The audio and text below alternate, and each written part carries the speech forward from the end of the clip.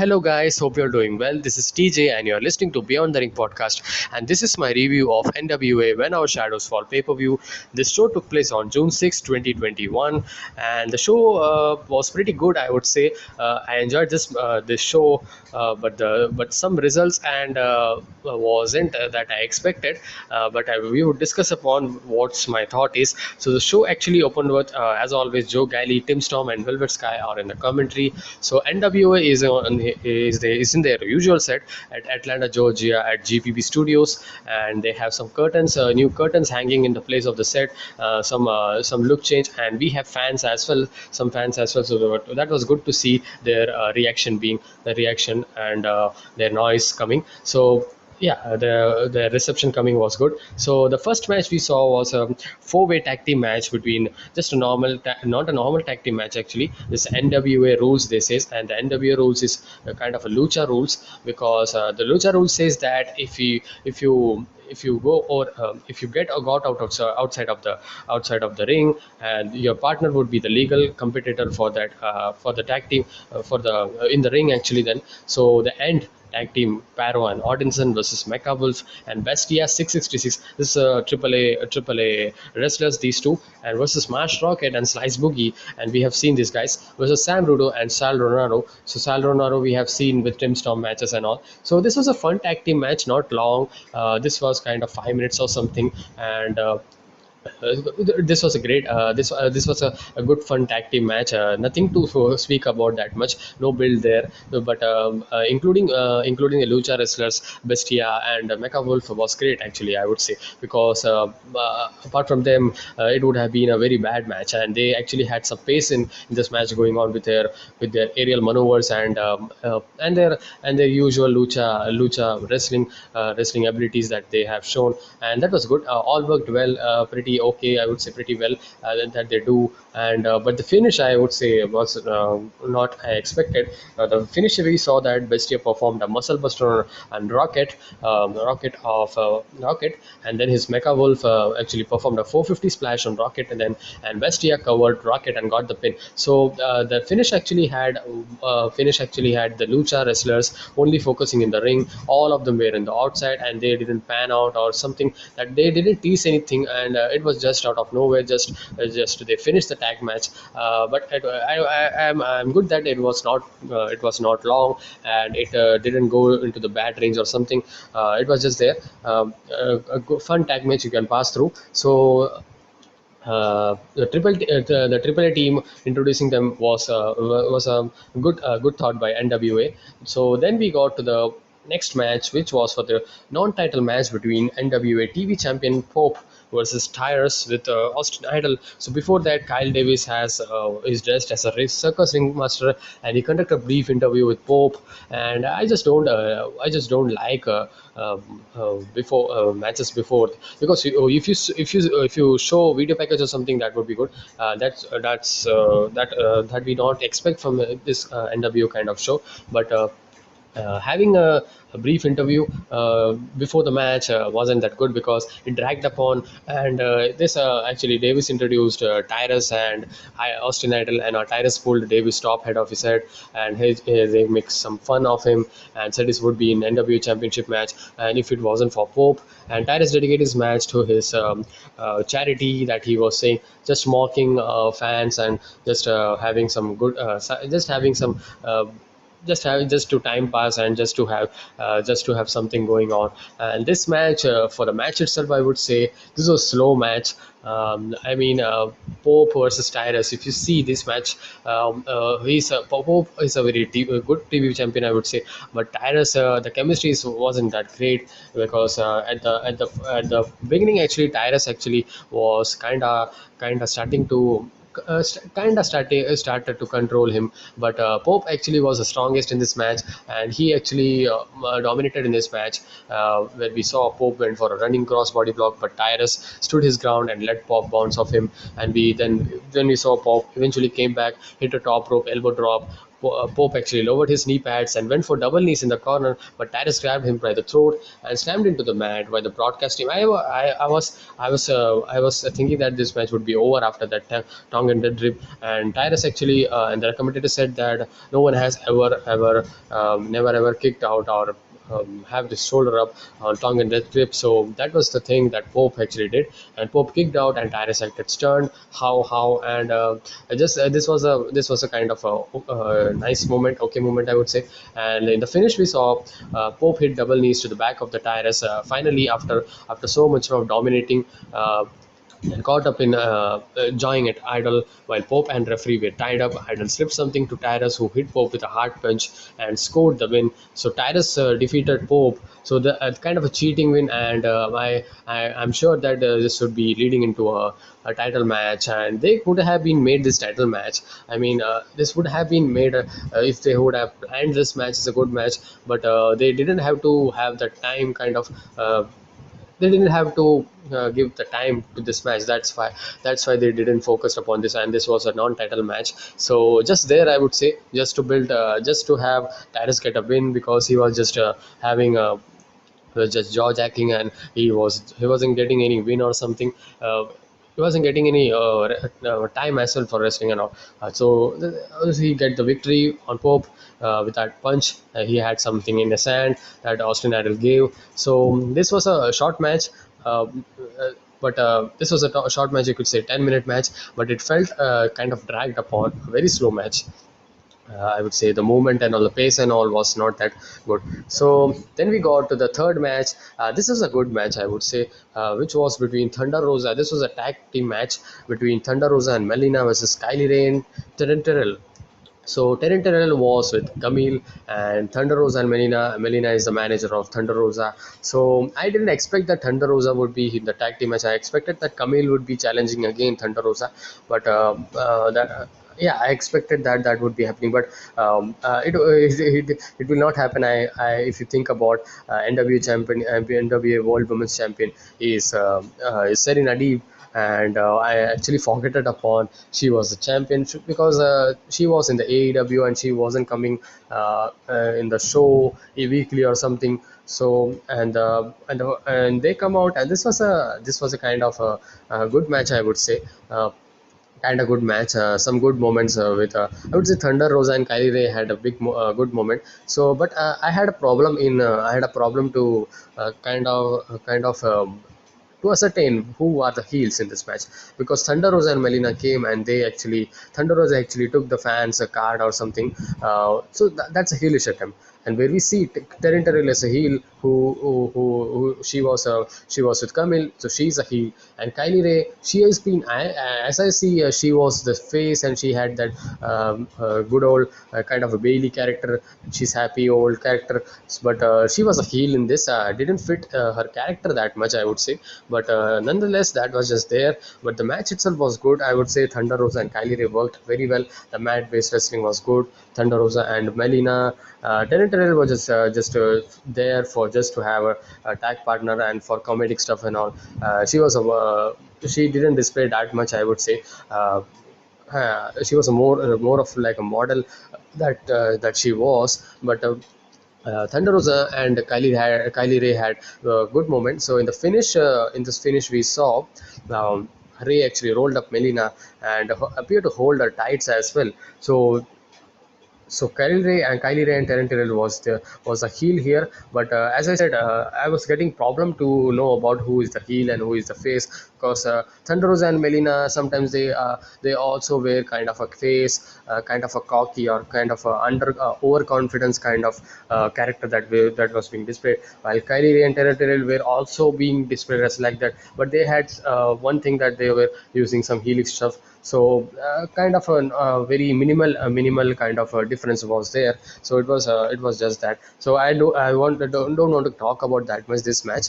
This was a good match, and the show actually kind of built up from this match, because this match was the only good after this match was the up until this point, the show was average, I would say. Not a kind of a power episode or something, but after this match, I would say it was coming to, because big matches were coming to the show. So then we saw JTG versus Fred Rosser. So they didn't show any story or something. They just confirmed this match. And Fred Rosser is a very great worker. I have seen him in New Japan Strong. He's a great worker, and his matches are good. He's powerful, he's fast paced, and uh, he has that he has that fiery baby face kind of reaction that he has. But he was not a baby face here, because JTG was more of a baby face. But the match actually began with both of them shaking hands, and they both were kind of baby face first. But into the match, after the match goes on, Fred Rosser actually kind of start producing some taunting. This is all you got or something, he said. And JTG was very great actually. And he's in the WWE guy that we actually seen upon, because he's rugged and he's rigged, and he just like kind of, if I don't want to compare, he just have chiseled, and he's looking so good. Just like moves had changed and makeover. So that's what my thought is about JTG, and he was really great in the ring. The way they were moving, and the pace, and the way they were going, the fast paced wrestling that they were doing, that's commendable, man. Because of the big size that JTG had. So Fred Rosser, even though I would say he has also a big size, but he was accustomed.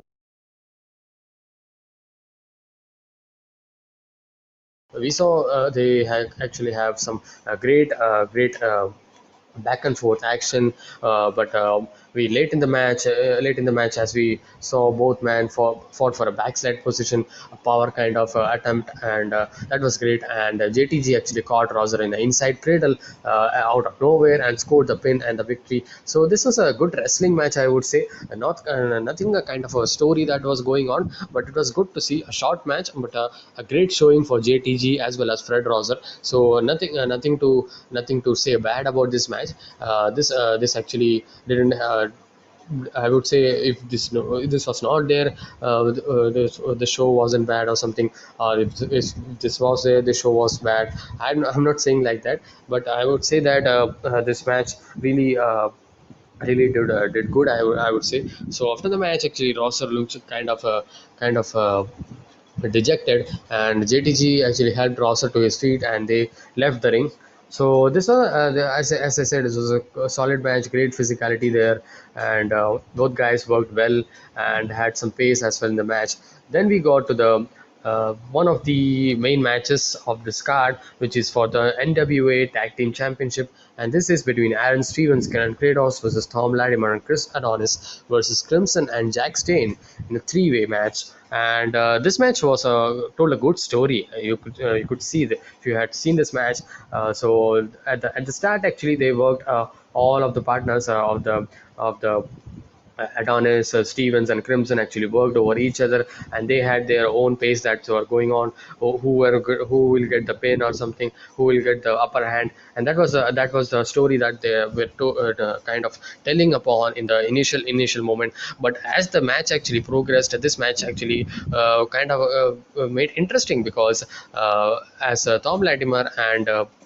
Tom Latimer and Crimson actually was focusing on Aaron Stevens, and in the match actually Kratos was on outside, and his leg was hanging, and Tom Latimer or Chris Adonis, I know, oh yeah, Chris Adonis actually hit his leg, and by the steel steps, and that actually played in this match. And then only Chris Adonis was in this match, and he was getting Aaron Stevens was in the match, so he was getting attacked. So Kratos and Aaron Stevens were becoming favorite at this point, because Tom Latimer and Crimson and Jack Stain, by tagging each other, were attacking Aaron Stevens brutally, and they were trying to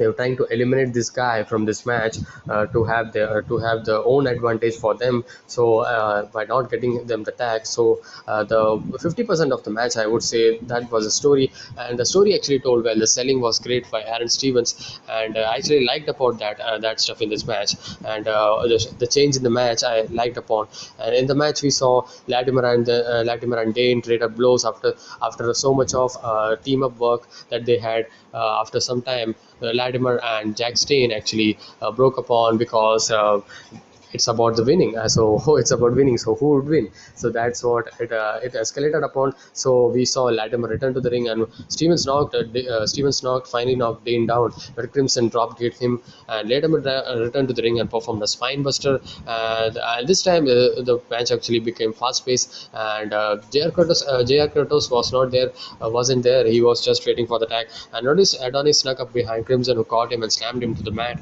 And Kratos entered the ring with the title belt. His just heelish stuff that he was going to do.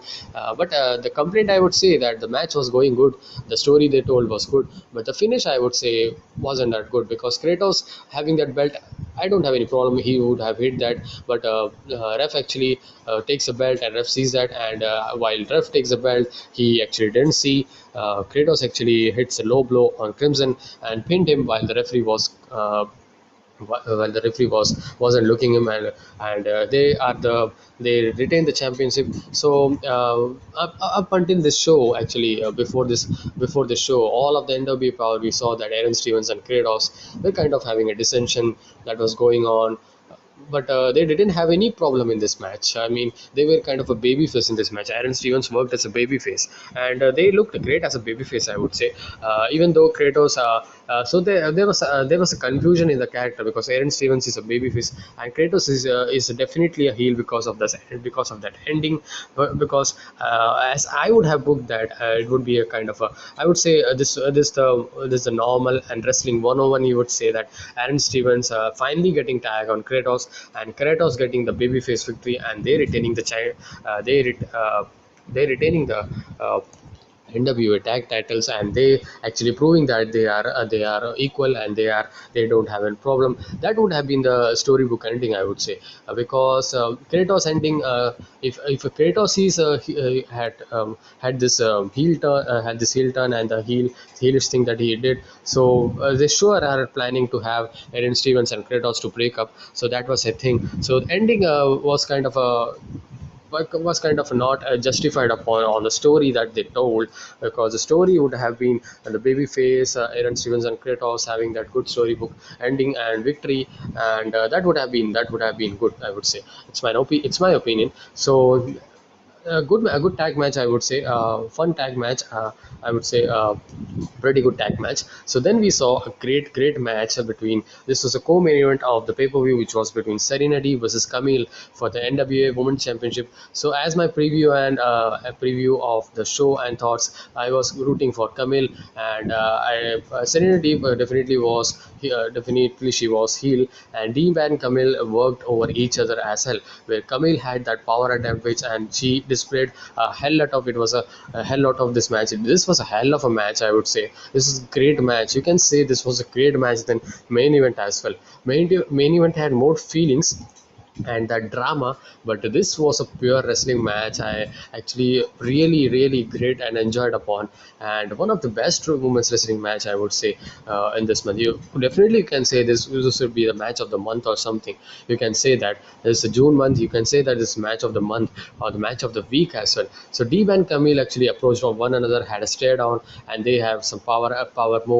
moves and power advantage. Targeted the left arm of Deeb, and Deeb eventually rallied and targeted Camille's left knee in the initial going, and Deeb knocked Camille down and covered her for a 2 count. And Camille was focusing on the Deeb's back, while Serena Deeb in the later on the match, actually, after so much damage that she took upon, Deeb actually focused upon Camille's leg, actually, and she was having a multiple dragon screw, and that was great. And Deeps, I would say, I can't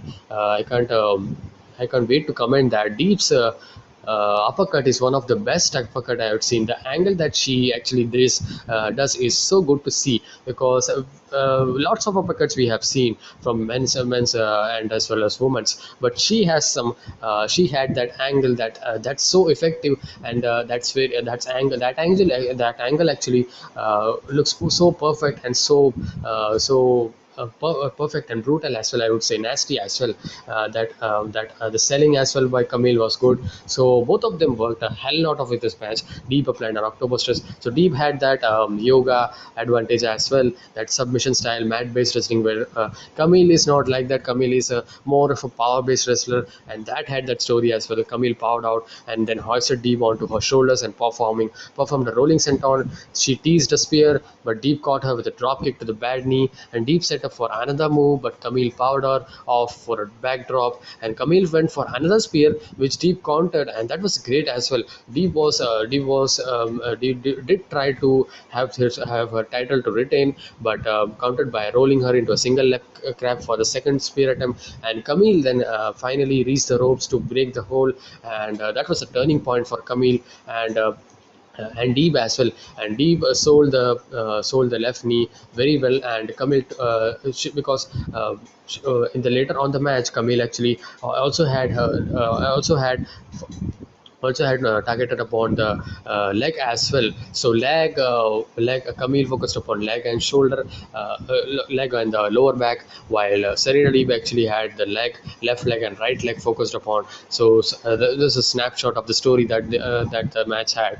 So just telling that. So Deeb actually teased tapping out and eventually teased the ropes to break the hold. Camille set up for a power bomb, but Deeb countered into a pin for 2 count, and Camille came back right back and speared Deeb before covering her and getting the 3 count, and she is the Camille defeated Serena Deeb, and she is a new NWA World's Women Champion, and this was a good title change, and Camille was really deserving what she got here. A very good match, I would say, very great match you can say, and this didn't have any point in the match that you would see that it's just boring or something, because the story and the psychology that this match had was great. I may say that this was the highlight, and the highlight of the show. The main highlight of the show was this match, and this match actually stole this pay per view. Really, made the importance to this pay per view, and this was a very good match. So. I would say that where would be Camille going now? I would say that Camille would be now going for Thunder Rose. I would say Serena Deeb, as I actually read about, Serena Deeb is an AEW wrestler, so she would go into AEW wrestler. So that's good, because she is getting a bigger opportunity than NWA. So.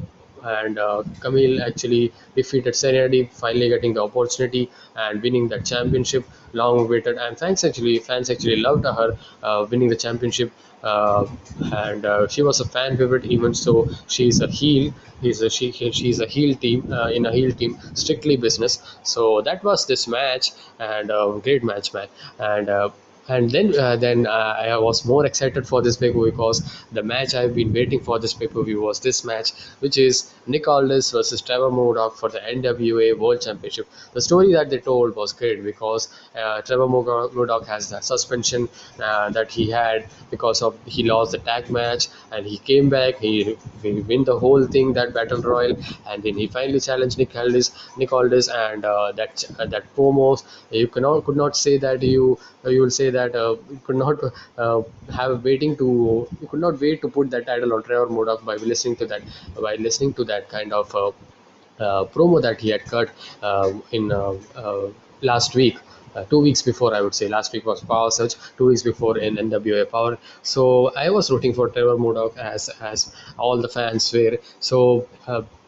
Davis delivered in-ring introductions for the title match first, and the referee brought both men, and kind of a big match feel that they brought about both men together. And referee actually told about that Murdoch, this would be a fair match, and you are on this is a unique situation, because that actually also played an important role, because they both are trained, and that video package they had told about, they both are trained by the legend Harley Race, and the legend was he was also the NWA champion in his time, and rest in peace, legend Harley Race. So the match actually start upon. So before the match, as referee told upon it's a fair match, they started. Trevor Murdoch actually pushed upon Nick Aldis, and this started off well, and there was a sense of urgency in the match at the first, and that was good to see a main event kind of having urgency in the match, because that was a waiting that was so much waiting for the fans actually, so much have waited by the fans for this match.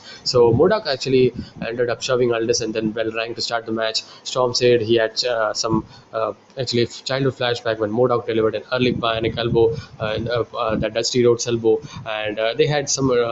So Trevor Murdoch has some had some had some tribute to Dusty Rhodes as well. So Aldis actually, and if you see Trevor Murdoch, you could see he's not a very you could say polarizing wrestler, or a very and at a look kind of saying charismatic wrestler or something, but he's a very good in the ring. The way his expression and his a kind of reaction that he does for each and every move and selling and all, and the aura that he brings upon, the character that he portrays upon, fits all together to him. And he's the new, I would say, he's the new Dusty Rhodes. I'm not just justifying right out of the bat, but I think upon, it's my opinion that I'm saying that he just brings that aura of Dusty Rhodes somewhat, I would say. So Aldis actually regrouped and cut off Murdoch on the top rope, then took some offense for the next few minutes. It's kind of babyface kind of reaction that he got, and at that point, Aldis targeted the back of Murdoch, and this was the story of the match, as Aldis actually Aldis actually Murdoch actually goes to the top rope. There's a turning point where Aldis had his kind of uh, started to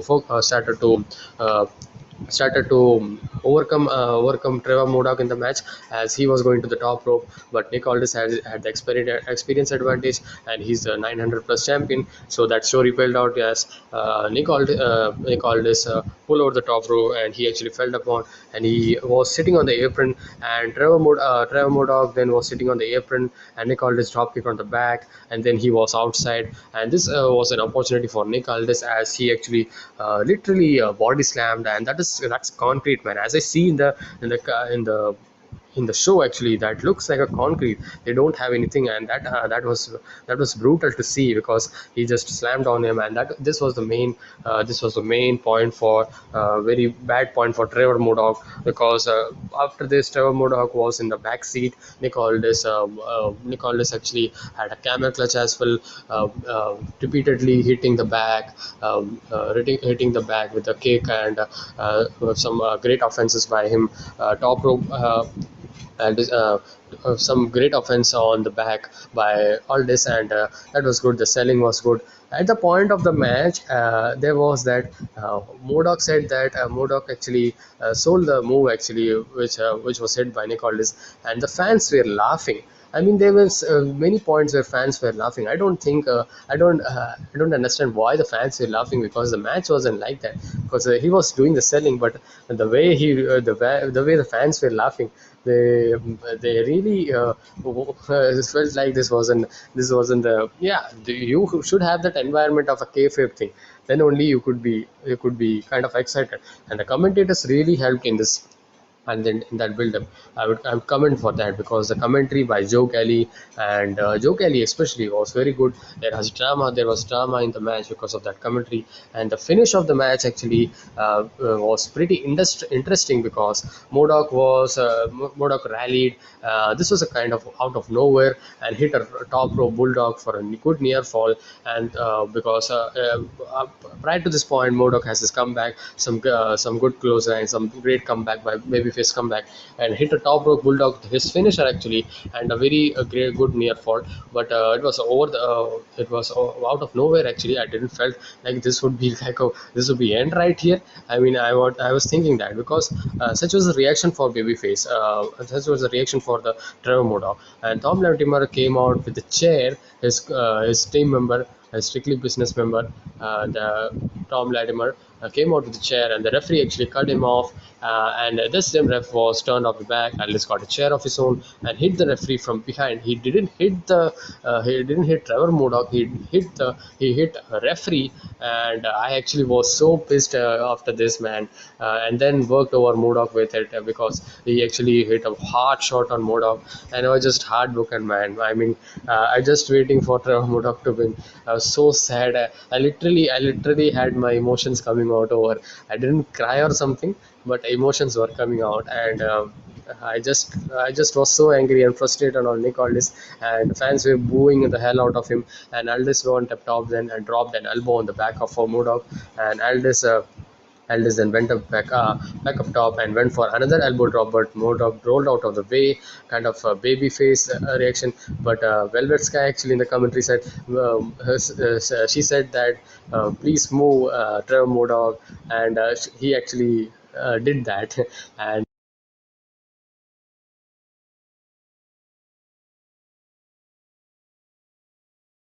Aldis in a leg lock submission hold, and the referee actually leg locks. Murdoch actually put Aldis in a leg lock submission. The referee, because Murdoch had hit the chair on Aldis. That was a get fair shot that he got on Aldis, and I was so happy with that. And I thought about that he would finally be winning, but Murdoch then put Aldis in a leg lock submission, and referee came back and referee returned to the ring. He didn't ask Nick Aldis that if he's gonna tap or something, if we want to ring the bell. He didn't ask about it, he just ring the bell. And I thought about that, is this the finish that Trevor Murdoch will be the new NWA championship, and Nick Aldis would be kind of arguing in the next NWA Power episode that that was not fair, referee didn't ask me, and that would have been ending as well. I mean, say that would have been set up for future matchup as well, but they didn't do that because the referee returned to the ring and called for the bill. And as Kyle Davis was announcing that new NWA World Champion, the referee said that no new NWA champion, this is a DQ. And referee then, after all that pushing, and he hit the chair, the official all that did, and the referee decision was kind of, I would say, wasn't right. It would have been, I would say, if the booking, because the pay-per-view is the place where you want to see the storybook end.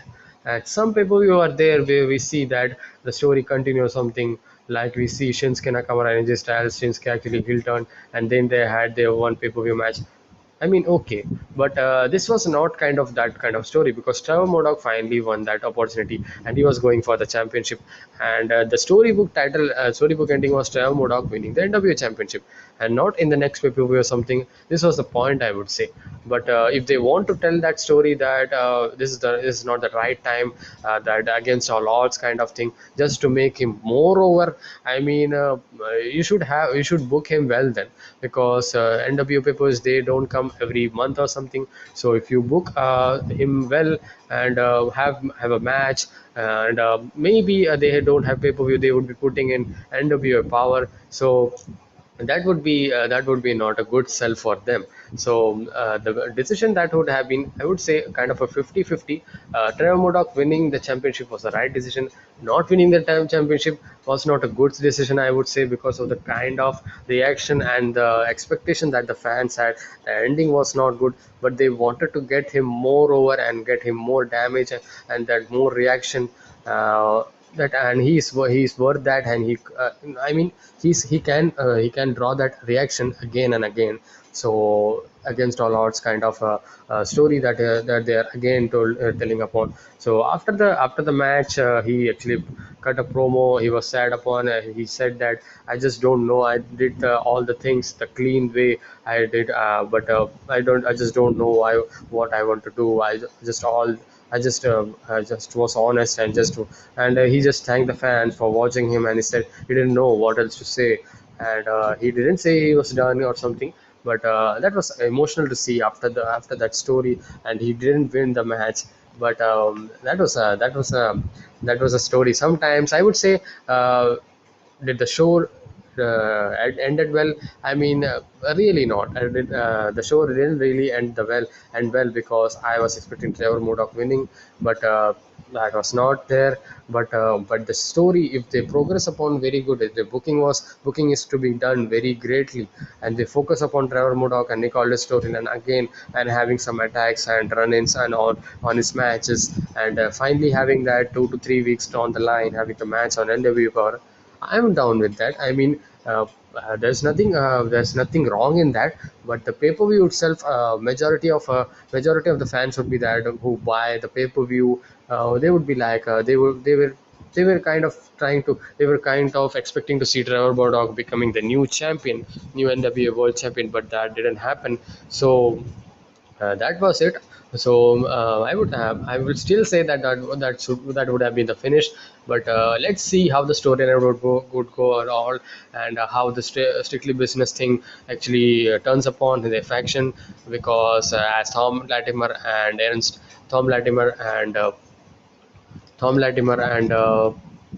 what's his name? Chris Adonis. Yeah, Chris Adonis didn't win the tag team championship. Serenity, she won the gold. So Nick Aldis retained the tag team championship. So in the faction point of view, if you see, Nick Aldis retaining the championship was a good decision. If you see, because if they wanted to have that faction to be a kind of a discussion point for the show, strictly business, and they're doing great. So if they want to do that, so they should have been put the title on Nick Aldis. And this is a 50-50 kind of situation, very hard to tell. They could have gone either way, I would say. Either story, like Nick Aldis having that strong continuing his reign, and Trevor Murdoch finally getting his championship. But I would say this was a 1 month build up, as I see. So if they build up for the another pay per view or something, that would be a very tough job for NWA, because they don't have pay per view every month or something. So if they are going to do in the NWA Power episode, I mean, I'm down with that. But I'm not just I'm just not just so excited about that, because let's see how the storyline play out, because I was expecting Trevor Murdoch to win. So that's my opinion. Lots of chit chatting for this match, lots of thoughts on this match. So this was the show. So show actually, I would say the undercard was not that good. Opening was good. After that, we saw the Pope Tyrus match that wasn't good, and then we saw JTG versus Fred Rosser, a great wrestling match, great in-ring work by both men, and Thunder Rosa, Melina, Kylie Ray, and Taryn Terrell was a fun match as well. Well worked match by Thunder Rosa and Kylie Ray. Finally, I think as I see, she's signed with the NWA, Kylie Ray. I think so. And then we saw tag team championship, that was good. Story they told was great. But the ending, that wasn't that I expected. That didn't look good for the story. And Serenity versus Camille, great match. Highlight of the show, one of the best match of the show, and MVP of the match, MVP of the show, I would say. And Nicholas Trevor Murdoch had the feeling, had the drama, had that selling and all, and had that reaction. All in all was good, but the result I didn't expect, I would say that. And let's see how the story would go. So Nicholas is still your NWA World Champion. So this is the show. Tell your thoughts in the comment section below if you have seen this show, and I will be coming up a Dominion pay-per-view review by tomorrow. So until then, be sure to like this video, share this video with your friends, and subscribe to my channel for more wrestling content reviews like this. And watch out for my more another lots of contents are available in my YouTube channel. Please watch out and like my video as well. That gives me motivation, and that will give me support as well. So please be sure to subscribe to my channel, and I'll see you guys in the next one. And until then, be safe, stay energetic, peace.